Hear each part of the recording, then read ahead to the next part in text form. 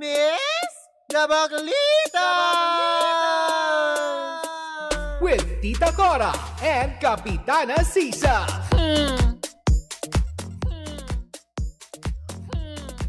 Same, pero iba. We are number 106.7 Energy FM. Pagka, wag mong sabihin radyo. Sabihin mo. O yan ang sasabihin mo. O, diba? Magandang umaga pa rin po sa inyong lahat at syempre sa ating mga pangga na patuloy pa rin po nakatutok sa ating himpilan. Of course, sa mga nakatutok pa rin by our digital platforms on Facebook, TikTok, and of course, ang ating YouTube channel na Energy FM. Hello Philippines and hello world. I-request muna natin sa ating mga tech na babaan yata yung microphone. Kasi ang ating mga bisita ay nagwawagpuhan today, Mare. Fairness. Ay, nako, abot naman. Ayan. In fairness, diba? Kasi talagang ngayon lang ulit ako, alam mo yun, nakahalubilo na, actually, ano na sila eh, Gen Alpha na ba kayo? Hindi ba? Gen Z. Gen Oo. Z. So, kumbaga parang, oh my gosh. Tapos, ang babata nila. And diba? it's an honor. It's an honor na makasama ang grupo na ito na talagang kinakikiligan, hindi ba? At syempre, di ba, meron sila yung una talagang kinagiliwan ng mga tao. Kung naalala ng mga tao ngayon yung mga rainbows dyan. Kung naalala nyo yung kantang Tara Na. Diba? Talagang nga naman, it hits 1 million views on YouTube, hindi ba? Alam mo, wag nating ipakilala. Sila mag-intro sa sarili nila. Diba? Tapos magpakilala isa-isa. Isa-isa sila. Ready na ba kayo? Diba? Handa na ba lahat ng rainbows? In fairness, ang dami ka agad. Ang pinakabatang P-pop boy group sa Pilipinas. Ladies and gentlemen. Ayan. Ang... Cloud 7. Yes. In fairness, ang cute naman nila. Ang cute! Ang sarap iuwi! Ayan. Usod kayo dito konti, di ba? Ayan. Oo. Mukhang hindi yata tayo narinig kanina. Diba? Ang cute talaga nitong mga ito. Yes. Hindi ba? Sila po ay produkto ng Sparkle under GMA Network na kung saan nga naman it's an honor. Diba? Sabi nga sa inyo Sparkle, diba? Lahat welcome dito. Alam mo, pagpakilalahin natin sila isa-isa para makilala nila ang Cloud 7. Correct, hindi ba? And for sure, marami ng mga kikiligin dyan. Siyempre, umpisahan natin sa pinaka-leader ng kanilang grupo. Pakilala, anak. Yeah. Hi everyone, I'm C7 Lucas. Hello po, I'm C7 Cairo. Hello po, I'm C7 Johan. Hello po, I'm C7 Egypt. Hello everyone, I'm C7 Migs. Hello everyone, I'm C7 PJ. Hello po, I'm C7 Fiance. Nice to meet you po! Ang cute! Ang sarap nila iuwi! Pwede ba mag-request bago tayo alam mo yun, mag-Q&A? Ulitin nyo ulit yung intro nyo, yung paano na... Paano yung ginagawa nyo? Ang cute! Sige. Ulitin natin. And 3, 2, 1, go! Taking you higher, we are Cloud 7. Gusto po kayo! Ang cute! Parang hindi ko na-expect ganun sila sa personal. Diba? Ang cute naman talaga sila. Anyways, mas kikilalanin natin silang lahat. Pero getting to know Cloud 7 tayo. Parang syempre alam naman natin na kinagiliwan na sila sa kanilang... Actually, yung Tara Na is the first single, right? Yes po. Talagang nga naman na umabot na ng 1 million views on YouTube ito. Talagang, alam mo yun, sinubaybayan kayo.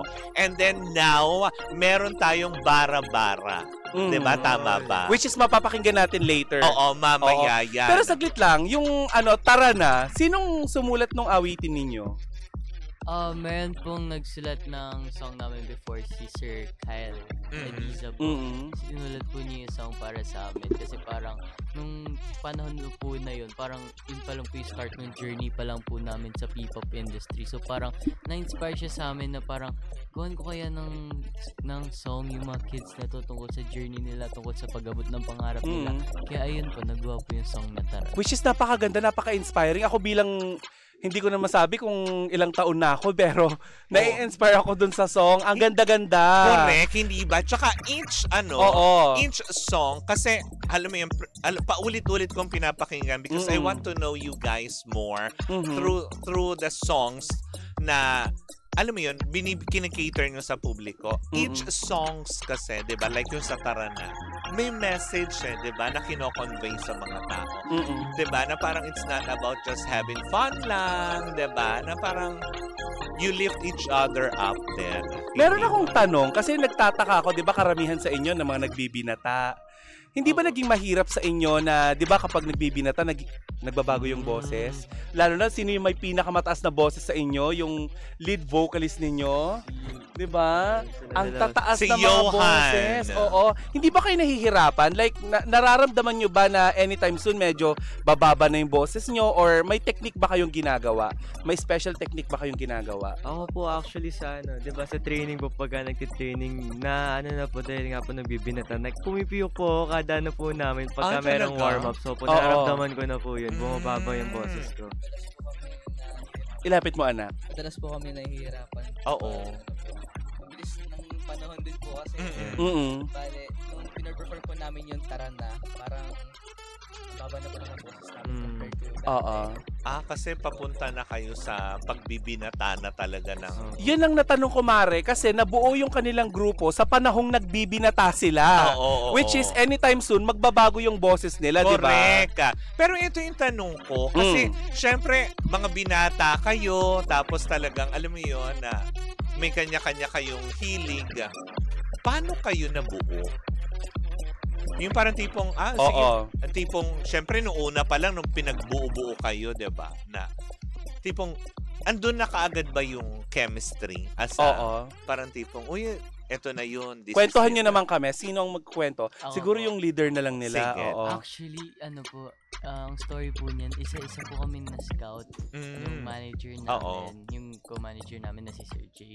Isa-isa po kami na-scout. So, nakita po niya kami sa mga audition, sa school. Si Fian po sa school niya po nakita si Fian sa principal's office. Talaga, bakit? Really? Anong ginawa mo? Ayan. Sa principal's... Pagalitan yung bata! Dali, bakit na may principal's office kayo? Baka naman mataas yung grade. Okay. Sige. Hindi mo. So, yun po. Parang na-scout po kami na actually madami pa po kami dati. More than 7 din po kaming mga nakita yung na-scout. Actually, at the start, wala pa pong chemistry. Kasi syempre, first time lang po strangers namin kayo to each other. Tapos, alam niyo po yun, nung time na yun, most of us were kids pa talaga. So, parang hindi pa kami sanay sa larangang ito. Hindi pa namin alam yung galawan sa showbiz. So, parang siguro through time lang din po na-build yung chemistry namin and mas lumakas pa yung bond namin sa isa't isa. Ano yung mga yung common na pinagkakasunduan ninyo bilang grupo? Ano yung hilig ng buong grupo? Mahilig ba kayo sa mobile game? Online gaming. To be specific, Talaga naman si Egypt, kumain! Ako, magkakasundo tayo dyan na. Kain, Pero anong klaseng mobile game ang nilalaro nyo? Mobile Legends. Among Us. Among Us po. Among Us. Nakakatatot. Nakakatatot Pag yun. nasa ganap po kami, tapos nasa hotel lang po kami. Among Us po kami. Among Us. Okay. So, kayo din yung magkakasama. Ang galing, Pero, syempre, alam ko naman na different ages, syempre, magkakaiba. May kanya-kanya kayong trip, Diba? As far, eto may tanong ako specific kay Fian. Fian kasi, sa isa sa mga interviews mo na pinalabas under Sparkle, diba? Nasabi mo na parang dati kasi tambay-tambay ka lang, chill-chill lang. Ngayon na nakapasok ka sa ganito, ano yung mas nagpabago? At yung tingin mo sa sarili mo is, uy, teka sandali, parang, eto na, kailangan na ako magseryoso. Oo po, na-discover ko po yung talents ko po na magaling po pala ako sa ganyan. Kaya na yun. Ayan. Bibirit ka ba, Bi? Talaga may buwelo? Nakiklear siya ng throat. Oo, diba? Ayun po, na-discover ko po yung talent ko sa magaling pala ako sa ganito, ganyan. Ayun po, sineryoso ko na rin po kasi yung opportunity po na to, malaking tulong na rin po to sa akin. Ayun po. And speaking of talent may inaasahan ba kaming acting project sa grupo ninyo? Oo, sa buong grupo. Very, very soon. Ayun nga po, meron po, ngayon po, wala pa po, pero very open po kami sa pag-explore po ng acting stuff po dahil may binibigay rin pong acting workshop ni Sparkle, so very po. Oo, kami lalo dun. ka na. Napanood kita diba? sa Pulang Araw, ang galing mo. In Thank you. fairness, Oo. ang batang David Licao. Oo. Diba? Pero hopefully mapanood natin sila sa mga Hindi, tsaka lahat teleserye. For sure may mag-open ng door. Si naman, si PJ. PJ, hindi ka ba nahirapan? Kasi syempre, nasabi mo din dun sa isang interview mo, is parang medyo minsan introvert ka, minsan ka lang, diba yung nonchalant ka lang sa lahat ng bagay. Syempre, eto ngayon, diba, na alam naman natin to, from time to time, dahil may mga followers na kayo, like Rainbows, may mga times na may lalapit-lapit sa'yo. So, paano mo in-adjust naman yung sarili mo? Actually, hindi naman po kasi talaga ako super nonchalant. Parang yung hindi po nagsasalita. Hindi naman po. Madaldal ka pa rin. Madaldal pa rin naman po talaga ako. Lalo na kapag pag masaya po, tapos close ko po yung mga close ko po yung katulad po Mga nila. kasama, Sila po yung mga kasama ko. Madaldal po talaga ako. Yeah. Pero sa pinakabata yung kagrupo, kamusta yung pagiging pinakabata? Kasi di ba ang hirap mag-adjust kapag halimbawa yung mga kasama mo, si Fian. mas Hindi may ba edad makulit si sa'yo? Fian sa Makulit inyo? po yan, sobra. Ikaw na. Paano ka nag-a-adjust para sa mga kuya mo? Kuya ba ang tawag mo sa kanila? Opo. Kuya po siya. Kuya. Mas Oo. matanda po Kuya siya. po. Sino yung pinakabata? Si Si Fian. Fian. Si Fian. Ayan. Bilang pinakabata, paano ka nag-a-adjust para sa mga kuya mo? Siyempre, kailangan ko pong sundin yung mga utos po nila. Totoo ba yun? Parang hindi sila nag-a-agree. Totoo ba yung Cairo? Kasi yung pinakakuya talaga eh. No? Oo. Nakikinig naman po siya. Totoo naman po. Paano yung reaksyon? Oh, talaga. Nagsisikuhan eh, no? Sino ang pinakamaloko sa inyo? Sa Oo. grupo? Mix po. Si Mix ba? Parang ang feeling ko ikaw Egypt. Diba? Actually, Parang- po nagsama-sama po itong tatlo. Sila po talaga. Kami po yung mga Ano lumalabas kulit. yung kulit. Diba? Pero sino yung parang nagiging glue ng grupo nyo bukod sa leader ninyo? Feeling ko po Yung siya. talagang, manahimik na kayo seryoso na tayo, magre-rehearse oo. na tayo. Si Kuya Cairo po. Si Kuya Cairo. Oh. Siya din ang taga-saway. Opo. Yes po. Sinong pasaway? Si Fian po. Hindi, Fian. hindi naman totally pasaway na negative. Yung Oo. madalas mo lang na nasasabihan na, uy, umayos tayo, tol. Tol ba tawagan siguro nyo, po yung bro? lang po, parang yung mag-focus lang po siguro Oo. si Fian. Ay. Kasi po minsan parang Ako Out si of baby focus boy lang. eh. Lumalabas po yung inner child niya. Nawalan. Correct ka. The way I look at you, Fian, parang ikaw yung magiging RK ng grupo. Kasi you rap, diba? Oo. Diba? Kasi parang nakakatuwa, diba? Na parang lahat naman kayo mag-glow eh. Pero parang mas more on Lucas, parang ikaw yung nafe-feel ko yung vibes na ikaw yung seryoso type. Tama ba? Opo. Yes po. Talaga?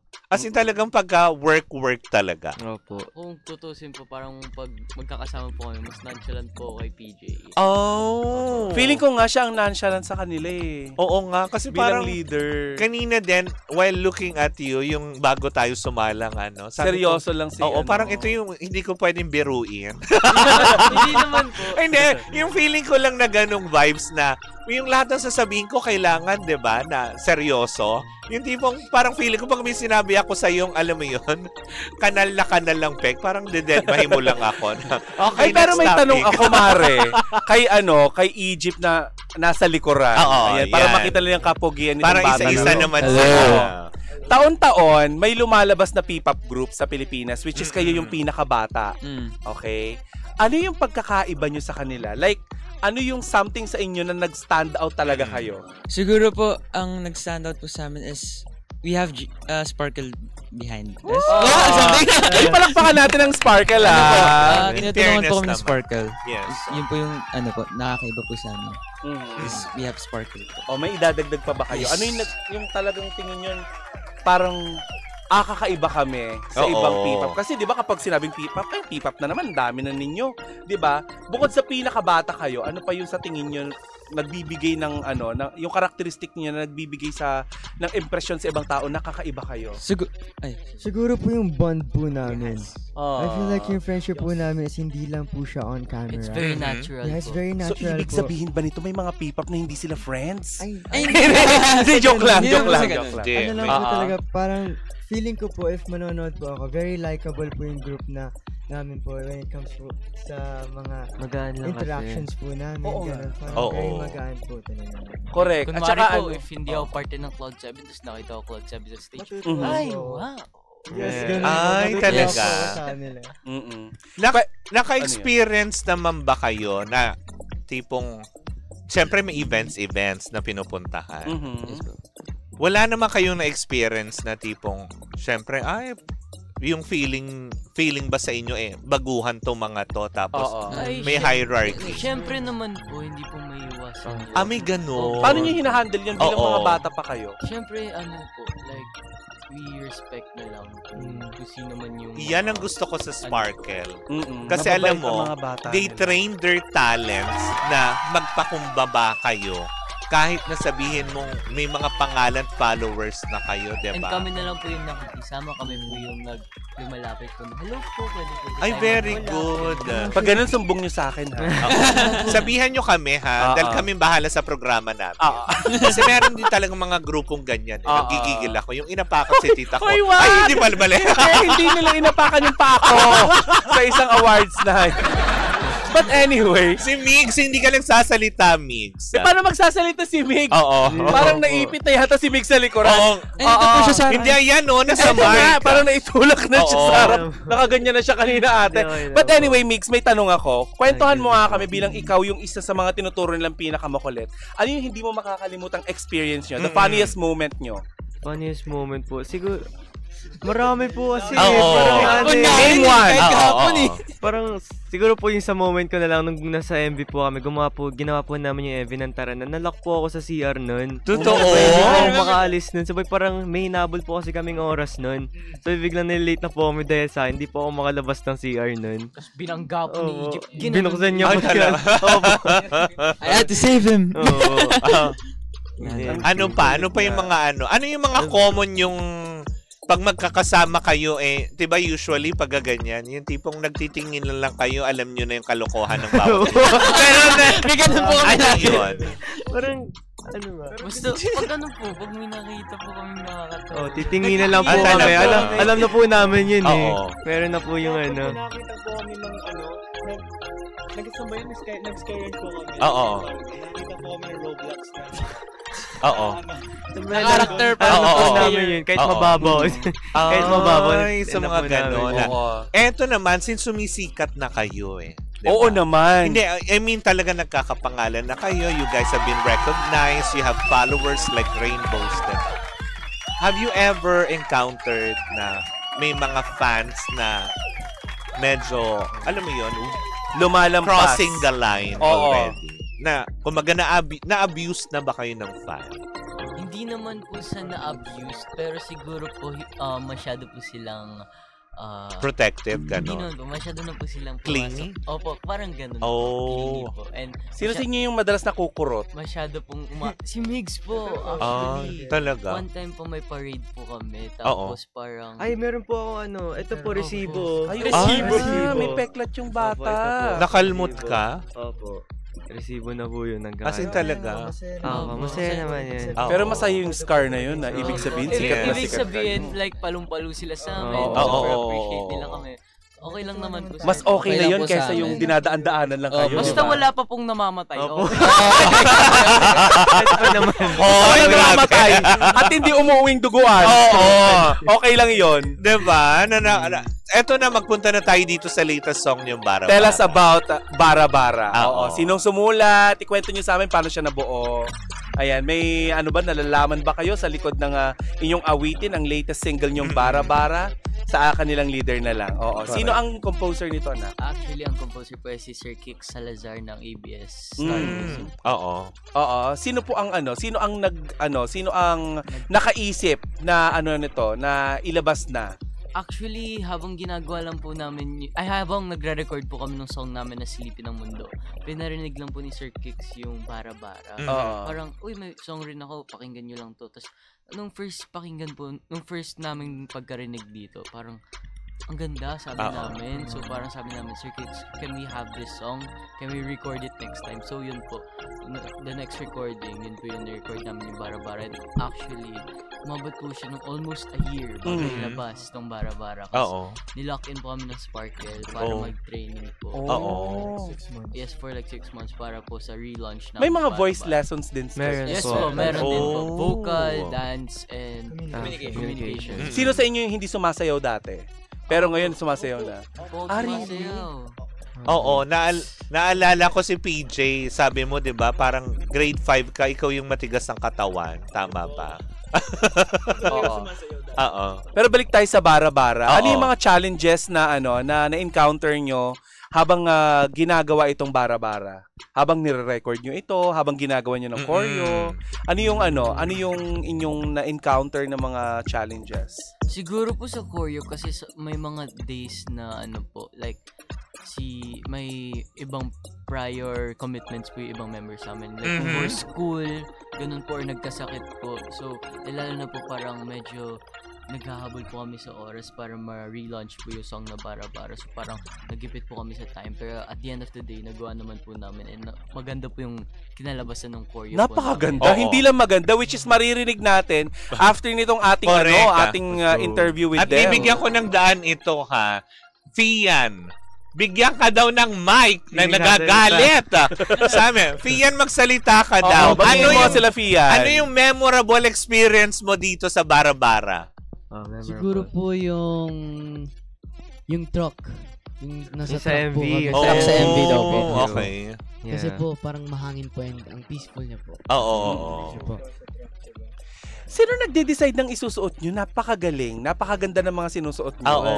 Actually, nung sa MV po is yung Yumi Us Manila po. Kung sino po nag-shoot nung MV and nag-conceptualize and everything. Sila po yung nag-isip nung isasot po namin. And for our recent mall shows naman yung mga ganaps like today, kami lang rin po nagsistyle sa sarili namin. Nag-usap po kami na, guys, okay, let's wear black. Guys, let's wear brown. Ganun po. Magaling Hubog talaga itong mga bata na to. Piyan, batiin mo si Chris Hia. Sobrang bias ka daw niya. Nagsalita na yung bias ko sa wakas. Batiin mo, mag-hi ka kay Chris. Hi Chris, hello po. Ayan. And hello sa lahat ng ating mga pangga na nakikinig ngayon at sa lahat ng mga rainbows na nakikinig all over Metro and Mega Manila. Naku, hindi natin patatagalin ha. Gusto kong marinig nila yung awitin yung Bara-Bara. Pero bago yon, i-promote muna natin ang inyong mga gigs at ang inyong latest at balita single. ko sa darating na linggo may show kayo. Oo nga. Diba? Isa-isa nyo nang i-promote ang ating unahin natin sa likod. Rainbows. Baka may Si Cairo. Cairo, usog ka na. Hello Rainbows. Gusto nyo sana namin kayo invite sa Catwalk Philippines this June 15 sa SM North EDSA Skydome po. Yeah. Also on June 30 ba? Yes. It's a good day. July yata Or July 30. July 30.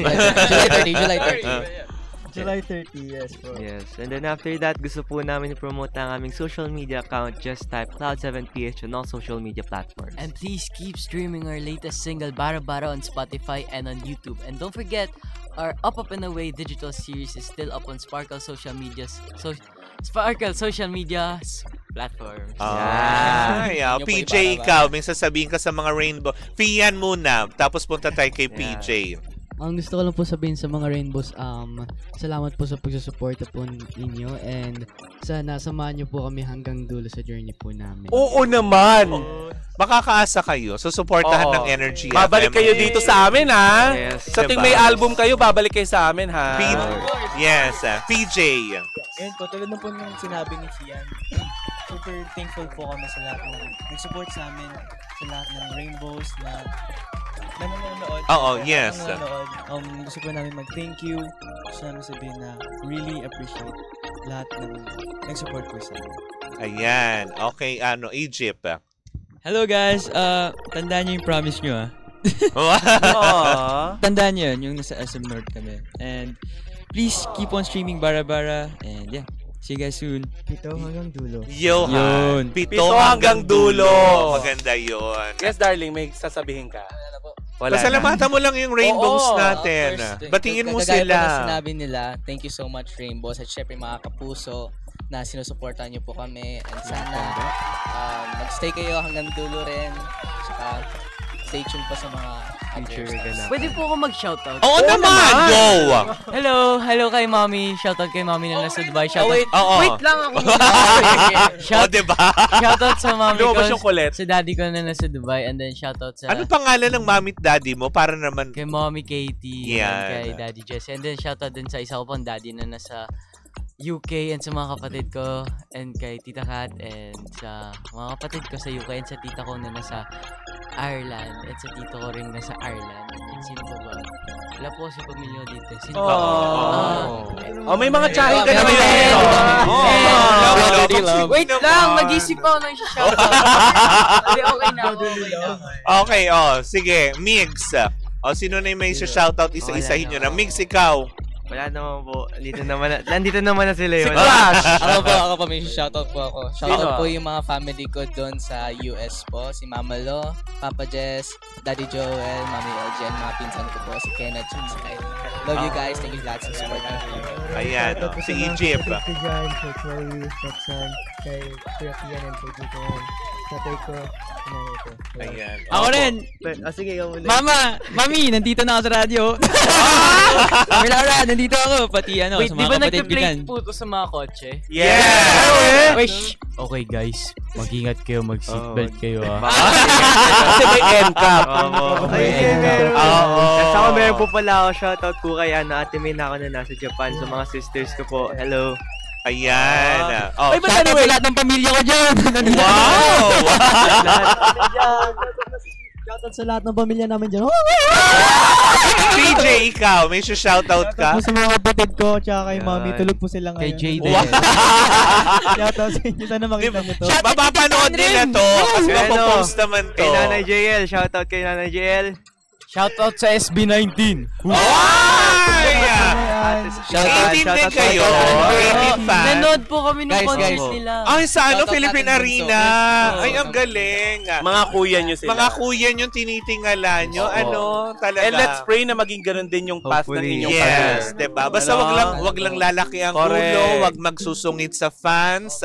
Tandaan nyo, ang mga fans, ang unang mga taong susuporta at sila din ang ihila sa inyo sakaling magbago Meron kayo. po pala. Shoutout po kay Sir Melvin. Ay, pasalamatan natin si Sir Melvin, ha? Melvin. At saka yung leader ng kanilang mga parents na nandito. Mga proud parents. Joey. Mga proud parents. Diba? Nandun yata sila sa likuran no? Ay, but anyway, before natin iparinagin yung bara-bara, pwede nyo bang sabihin sa amin ni Kapitana Sisa kung bakit Cloud7 at bakit Rainbow ang itinawag nyo sa inyong mga fans? Okay, so Cloud7 po na tawag namin dahil na-inspire po kami sa phrase na I'm on Cloud9. Eh pag nasa Cloud9 po, diba, masaya lang, ganun lang po. And very uplifting and chill lang po yung feeling. And yun po yung gusto namin maramdaman ng mga tao every time they watch us perform or kahit makita lang po nila kami, ganun. Pero instead of Cloud9 po, dahil 7 members po kami, ginawa po namin Cloud7. Bakit Rainbows? O bakit Rainbow? Oo nga. Pwede namang stars. Oo. Bakit? Nagsalamin. Pwede namang, oo, diba? Alam mo, bata pa nga talaga sila, Mare. Nagani na, tinitignan lang nila yung... Oo. Bakit nga rainbow? Oo. Kasi po, syempre, kung what comes after the rain sa cloud is the rainbow. Kasi po, pag may problema, pag may nangyari pong masama, yung fans lang po namin yung kinakapitan namin. Kasi sila po yung inspiration namin. Ba't kami nag-i-inform? And bakit po kami gumagawa ng mga songs is because to inspire other kids like us, other teenagers like us, na kung kaya namin, kaya nyo rin. Yes. Kahit gaano pa po kalakas yung ulan, lagi pong may rainbow. Kami rin po yung kulay sa rainbow. Mag-mic ka, be. Magagalit na naman yung mga nanonood. Kami rin po yung kulay sa rainbow. Ako po kulay yellow po. Purple ako color red. Ako po indigo. Ako po blue. Ako orange. Ako green. Na color, yun po yung mga Anong kulay ka, anak? Purple po. And then after in nun, fairness. may Harmony sabay Shamrock. Tender Hearts. Harmony, shoutout sa Harmony. I love you At guys. dahil kayo ay rainbows, kami ang Rainbow Brights. Yun. Pwede, But anyway, pwede. Mara, hindi na natin patatagalin, ha? Maraming salamat. We wish you well, mga anak. Diba? Isa lang din naman ang bili namin ng baklita sa mga tsahin nyo na sana pag dumating yung araw na kayo ay nagwa-world tour na din. Diba? Sana, alam mo yun, lingunin nyo lang din kami, ha? Of course. Huwag nyo kaming kalimutan. Wow. Diba? Parang tsahin Oo, wag niyong kalilimutan na lumingon sa mga pinanggalingan Correct. niyo. Lalong-lalo ng Sparkle, Oo. 'di ba? Thank you so much, Sparkle. Thank you so much. Kasi sila yung foundation niyo. But Correct. anyway, mga pangga, pakikinggan na natin ang latest single ng Cloud 7. Cloud 7 ang napinamagatang Bara-bara. Ayan. Let's go. Alam mo, gusto ko muna ulit na bago natin i-play yan, mag-extra kayo ulit nung paano yun Okay. ulit. Oo. Exit. Kita ko sa inyo doon. So guys, thank you for watching 456. We are Cloud 7. Salamat po. Thank you po. Thank you so much po. Ayan mga bangga. At syempre, eto na ating tunghayan at pakinggan ang bara-bara ng Cloud 7. Muli po ako si Kapitana Sisa. At ako naman po si Tita Cora. And we are still Same pero iba. Tuloy-tuloy pa rin po ang ating tugtugan. Syempre, dito po lamang yan sa number 106.7 Energy FM. Pangga, wag mong sabihin radyo. Sabihin mo!